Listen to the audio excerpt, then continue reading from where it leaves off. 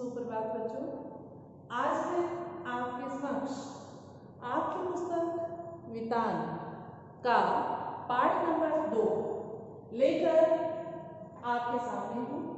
छात्रों, आज हम इस पाठ का पठन करेंगे और उम्मीद करती हूँ आप इस पाठ को ध्यानपूर्वक सुनोगे।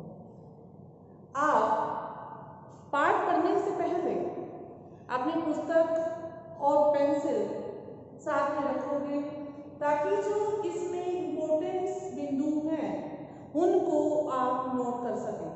ठीक है बच्चे, आज हम सेकंड जो पार्ट है उसका भी पठन करने जा रहे हैं।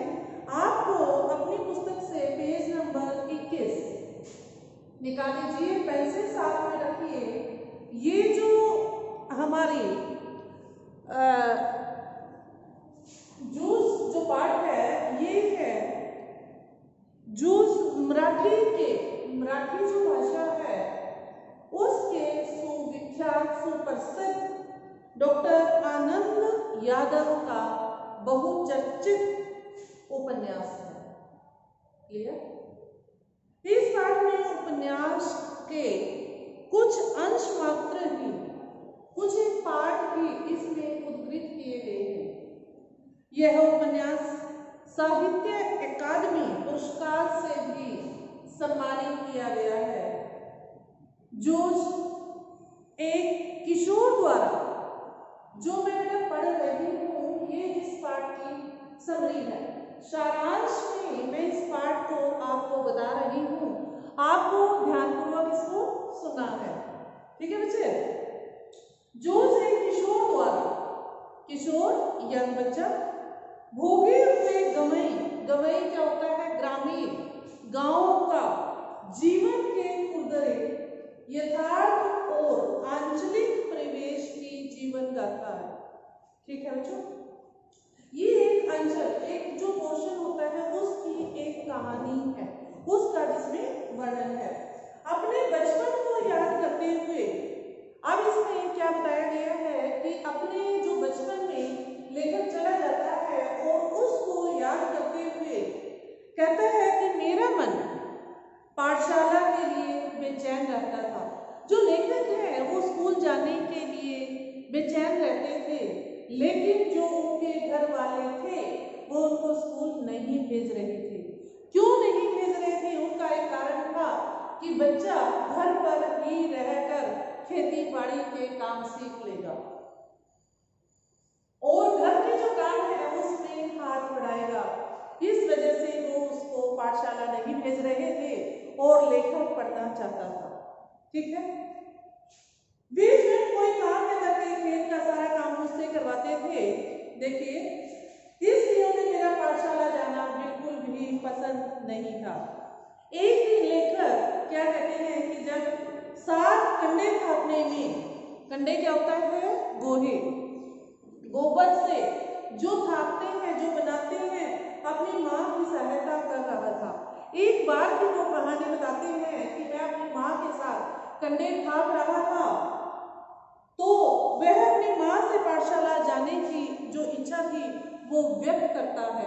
अपनी माँ के साथ काम करते करते वह अपनी माँ को बताता है कि माँ, मुझे भी पाठशाला जाना है, माँ मुझे भी स्कूल जाना है। उसने अपनी इच्छा अपनी माँ को व्यक्त की। छात्रों, इसको रेखांकित करना है। परंतु माँ भी, माँ का नाम क्या था? आनंदा, लेखक के पिता से बहुत डरती थी। जो उसकी माँ थी वो उसके पापा से बहुत डरती थी, इसलिए वह अपने बेटे का खुला समर्थन नहीं कर सकती थी।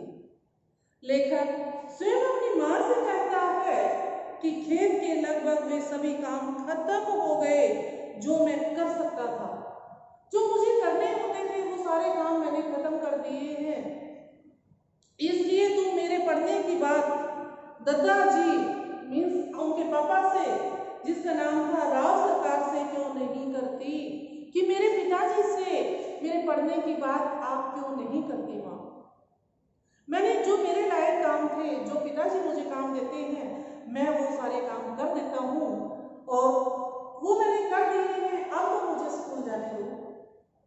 चूंकि लेखक के पिता दत्ताजी राव के सामने नतमस्तक हो जाते थे और उनकी कोई भी बात मानने के लिए बाध्य थे। बाध्य होना मीन्स मजबूर होना।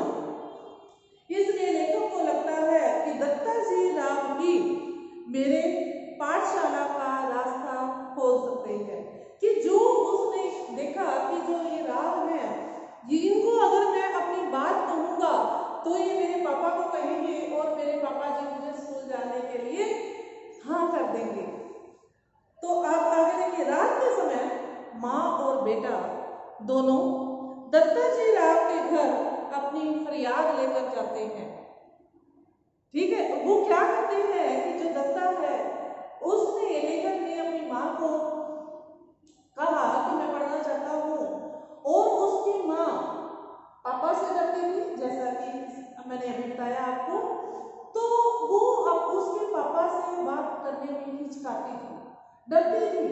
तो उसने, लेखक ने क्या माध्यम बनाया कि जो दत्ता साहब हैं ये पिताजी की बहुत सुनते हैं, अगर मैं इनको ही अपने मन की बात बता दूं तो ये मेरे पिताजी को अपने आप समझा देंगे और मेरे पिताजी मुझे स्कूल भेज दिया करेंगे। तो रात को क्या करते हैं, माँ और बेटा, जो लेखक है और उसकी माँ दत्ताजी के घर जाते हैं। आगे देखिए, माँ दत्ताजी राव को सब कुछ बता देती है कि वह सारा दिन बाजार में रखमाबाई के पास गुजार देता है। कौन? पिता। और खेतों में काम आनंदा को करना पड़ता है। जो लेखक हैं उनका नाम क्या है? आनंदा। कि जो पिताजी हैं वो तो कहाँ गुजार देते हैं? सारा दिन जो बाजार में रखमाबाई के पास गुजार देते हैं और खेतों का सारा काम बेटे को दे देते हैं। यह बात सुनकर दत्ता जो राव चिढ़ गए, उनको गुस्सा आ गया और उन्होंने लेखक के पिता को समझाने का आश्वासन देकर दोनों को घर भेज दिया कि अच्छा, अगर ये बात है तो मैं तुम्हारे पिताजी को समझाऊंगा कि आपको स्कूल भेजें और आप खेतों में काम करें। अब आगे देखिए, दत्ताजी राव के बाड़े का बुलावा दादा के लिए सम्मान की बात हुई कि जब दत्ता ने बुलाया उनको लगा कि बड़े इज्जत की बात है, इसलिए बड़ी खुशी से दादा दत्ताजी राव के बाड़े में जाते हैं। जब दत्ता ने उनको बुलाया तो वो बेझिझक उनको जो बाड़ा होता है जिसमें पशु वगैरह को बांधा जाता है, वहां पर उनको बुलाया और लेखक के जो पिता है वो वहां पर जाते हैं कि दत्ता ने मुझे पता नहीं क्यों बुलाया है, इसके पीछे क्या कारण है। आधे घंटे बाद बुलाने के बहाने लेखक भी वहीं चला जाता है। उसके पीछे पीछे लेखक भी पहुंच जाता है। दत्ताजी राव लेखक को भी वहीं बैठा लेते हैं। जो लेखक है, पापा और बेटे को वहीं उन्होंने बिठा लिया। बातचीत में दत्ताजी राव लेखक से पूछते हैं कौन सी शिक्षा में पढ़ता है, कौन सी कक्षा में पढ़ता है। तो ठीक है, उन्होंने उससे पूछा कि तुम कौन सी क्लास में पढ़ते हो, तो बच्चा क्या उत्तर देता है। देखिए, लेखक कहता है जी 5वीं में पढ़ता था लेकिन अब नहीं जाता हूँ, कि मैं 5th क्लास में पढ़ता था लेकिन अब नहीं जाता स्कूल। वार्तालाप में लेखक दत्ताजी राव को यह बता देता है कि मुझे पाठशाला दादा नहीं जाने देते, कि मेरे पिताजी जो हैं वो मुझे पाठशाला नहीं जाने देते। दत्ताजी ने दादा पर खूब गुस्सा किया, उनको गुस्सा आ गया और तू लुगाई, लुगाई मीन्स पत्नी और बच्चों को काम में जोतकर किस तरह खुद गांव भर में खुले सांड की तरह घूमता है। जिस प्रकार सांड जानवर है ये, जिसको हम बैल भी बोलते हैं, जिस प्रकार वो गलियों में धक्के खाता फिरता है, उसी प्रकार आप भी खुले सांड की तरह से घूमते हो और बीवी और बच्चों को तुमने नौकर बनाकर छोड़ दिया है। अंत में दत्ताजी आनंदा को सुबह पाठशाला जाने को कहते हैं। फिर उसके पिता को बोलते हैं कि इसको आपको सुबह पाठशाला भेजना है। दादा मेरे के पाठशाला जाने पर मान तो गए, परंतु पाठशाला 11 बजे होती है। जो स्कूल का टाइम था वो 11 बजे का था, इसलिए दिन निकलते ही खेत पर हाजिर होने के बाद सीधे खेत से सीधे पाठशाला जाना, सवेरे पाठशाला जाने के लिए बस्ता खेत में ही ले जा आना, छुट्टी होते ही सोचा खेत में आना, और जब खेत में काम अधिक हो तो पाठशाला से गैर हाजिर भी हो जाना आदि आदेश भी देते हैं। तो उन्होंने क्या बोला कि खेत में जाना, वहां अपना बैग ले जाना, अगर वहां पर काम ज्यादा हो तो आपको क्या करना है, ठीक है, अगर खेत में काम ज्यादा है कभी कभार आप छुट्टी भी कर लेना, लेकिन आप स्कूल जरूर जाना, पाठशाला जरूर जाना। तो बस्ता, वो जो बैग था उनका, जो बस्ता था वो स्कूल में ही ले जाने शुरू कर दिया। छुट्टी होते ही, जैसे ही स्कूल की छुट्टी होती तो उसने क्या किया, सीधा खेत में पहुंच जाता, और जब खेत में काम अधिक हो जाता तो पाठशाला से गैर हाजिर हो जाता। आदि आदेश भी देते। आनंदा दादा की सारी बातें मंजूर कर लेता है, वो हाँ कर लेता है कि हाँ मुझे ये सारी बातें पसंद है, या मैं आपकी ये सारी बातें मानता हूँ।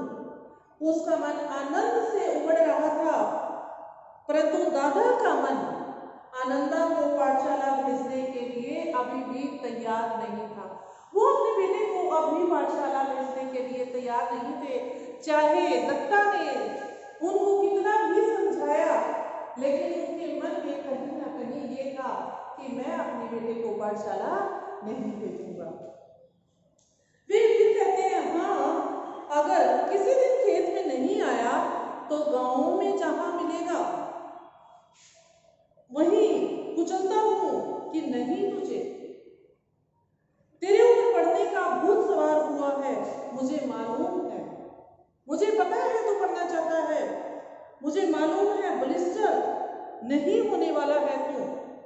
आनंद गर्दन नीचे करके खाना खाने लगता है कि तू पढ़ लिख कर करेगा क्या, ऐसी कौन सी नौकरी तू प्राप्त कर लेगा कि तेरे को एक जिद पकड़ी हुई है, तेरे सिर पर भूत सवार हो गया है कि मुझे पढ़ना है तो पढ़ना है।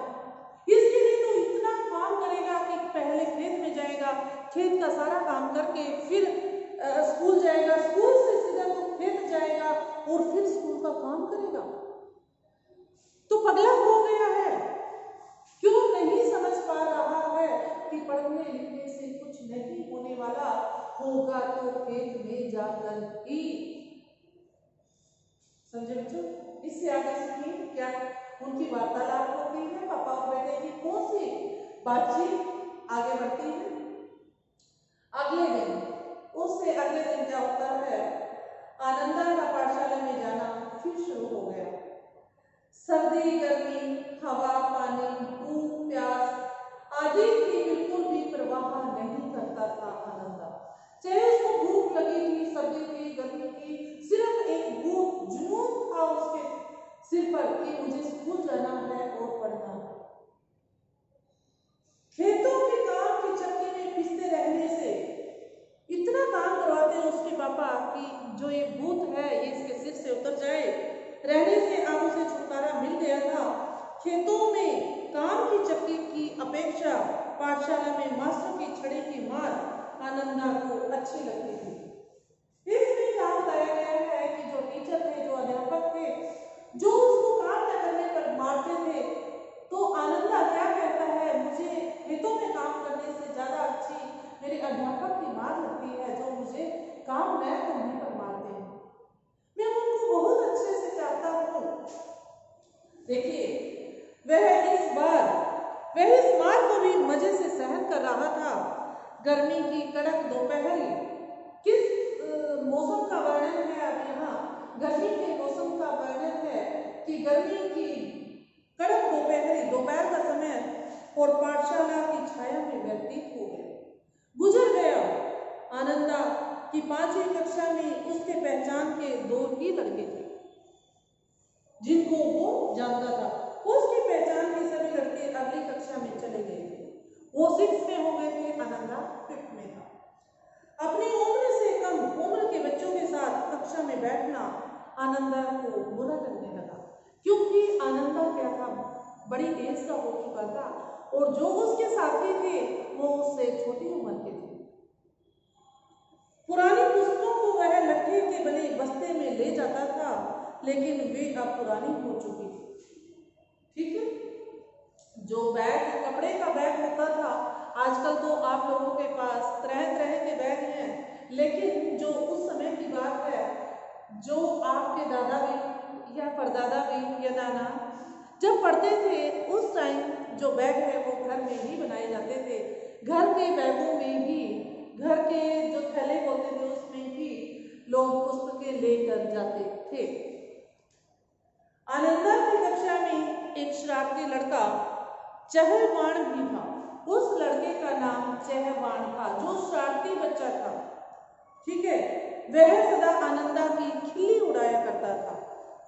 खिल्ली उड़ाना मीन्स मजाक करना। वह उसके मैले गमछे को कक्षा में इधर उधर फेंकने लगता था। जो आनंदा के पुराना जो एक गमछा था, जिससे किसान लोग साथ में रखते हैं, उससे पसीना आ जाता है तो उसे साफ कर लेते हैं, हाथ साफ करने होते, या पसीना पोंछने के लिए, जैसे खेतों में पसीना आता है काम करते थे, तो उसे वो पोंछ लेता था, तो उसको क्या बोलते हैं, गमछा। इधर उधर फेंकने लगता था। इतने में मास्टर जी आ गए और गमछा टेबल पर ही रह गया। आनंद की धड़कन बढ़ गई और उसका दिल धक धक करने लगा कि अब तो मुझे मार पड़ेगी, सर ने मुझे देख लिया है। पूछताछ से मास्टर को जब ये पता चला कि यह शरारत चहलवाण की है, तो आनंदा के जो क्लास में लड़का था शरारती, उसका नाम क्या था, चहलवाण था, तो वे उसे खूब लताड़ते हैं, उसको खूब समझाते हैं।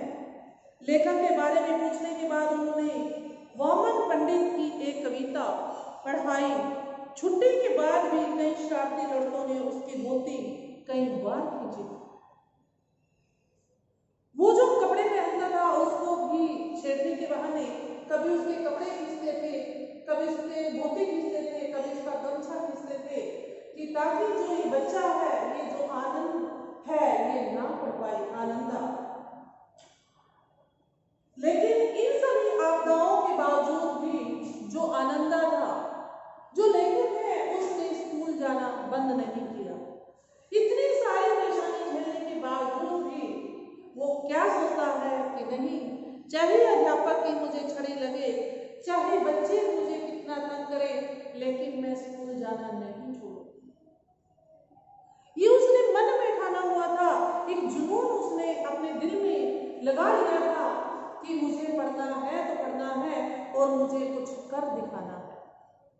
ये एक जुनून होना चाहिए आपके अंदर भी। छात्रों में ये कहना चाहती हूँ, जब तक आप अपने अंदर जुनून नहीं जगाओगे, आप कुछ नहीं कर पाओगे। चाहे वो पढ़ने का जुनून है, चाहे वो खेलने का जुनून है, या माता पिता की सेवा करने का जुनून है, एक जुनून होना जरूरी है। जब भी आप कुछ कर पाते हो। जुनून जब होता है, ना आपको नींद आती है, ना आपको भूख लगती है, जब तक वो कार्य पूरा नहीं हो जाता, आप चैन ले ही नहीं सकते। ये मैं कहती हूँ। ठीक है छात्रों, क्योंकि मेरा क्या है, मेरा एक जुनून है, मैं भी काम करती हूँ। कई बार उदाहरण के तौर पर मैं बता रही हूँ, ऐसे मेरा कोई इंटरेस्ट नहीं है बेटा आपको बताने का, कि जब मुझे जुनून हो जाता है, भूत सवार हो जाता है कि मुझे ये काम करना है, तो मुझे पूरी रात पता ही नहीं चलता और सुबह मैं स्कूल भी आ जाती हूँ। ये जुनून की बात है, जुनून जगाने से होता है। अगर आपके अंदर जुनून जाग गया कि मुझे ये करके दिखाना है, सच में आपको नींद भी नहीं आएगी और थकान भी नहीं होगी और ये फील भी नहीं होगा कि आपको नींद आएगी। ये सत्य है। ठीक है छात्रों, आज हम इस पाठ का पठन इतना ही करेंगे। आपको अपनी पुस्तक से, जो वितान की पुस्तक है बेटा, पेज नंबर जो पाठ 2 है, इसका पेज नंबर आपको 21, 22, 23, 24 तक आपको पढ़ना है। 21, 22, 23, 24, 25 पे से हम नेक्स्ट क्लास में, जो हमारी अगली क्लास होगी, उसमें पठन करना शुरू करेंगे। सारांश मैंने आपको बता दिया है। ठीक है बच्चे, स्टोरी आपको पता ही है, अच्छी है और उम्मीद करती हूँ आप ध्यानपूर्वक जो बच रहे हैं उसको भी आप पढ़ने की कोशिश करोगे। अगर कहीं कोई कमी रह गई है प्लीज़ प्लीज़ प्लीज़ आप पूछ लेना, लेकिन पूछोगे कब, जब आप पढ़ोगे तब। ठीक है बेटा, आपका दिन शुभ हो, भगवान आपको खुश रखे।